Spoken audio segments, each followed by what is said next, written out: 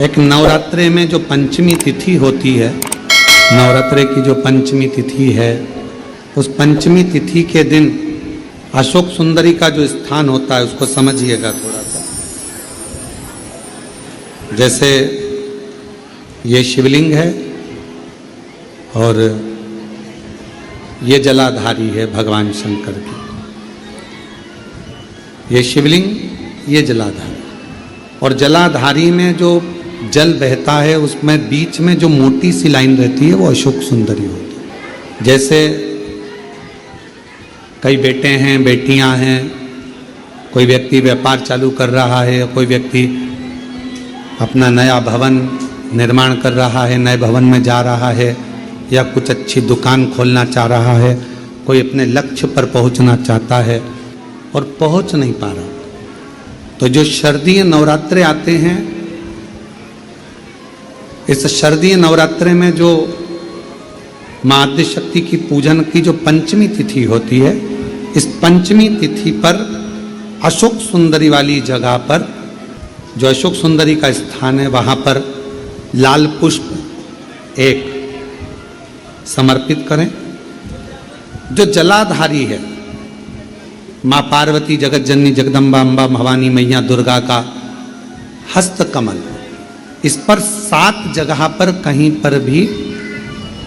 लाल चंदन की बिंदी 7 स्थान पर कहीं पर भी रखें। और 1 लोटा जल शिव जी को पंचमी के दिन, नवरात्रि की, शारदीय नवरात्रि की पंचमी के दिन कामना करते हुए उत्तर की ओर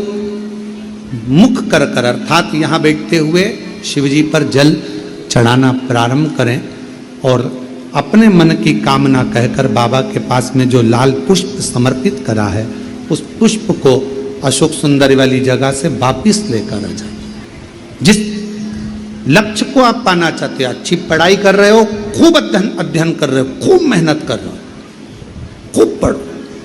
कोई दुकान खोल रहे हो, व्यापार चालू कर रहे हो, कोई नया कार्य चालू कर रहे हो, उस पुष्प को अपने स्पर्श कर कर या उस पुष्प का दर्शन कर कर आप एक बार जाकर देखो, आपको उस मंजिल तक मां आद्य शक्ति दुर्गा भवानी शिव पहुंचा कर शंकर भाई। और एक निवेदन करूं आप लोगों से कि बन सके दुर्गा सप्तशती का पाठ अगर करते हो या दुर्गा सप्तशती को आप पढ़ते हो तो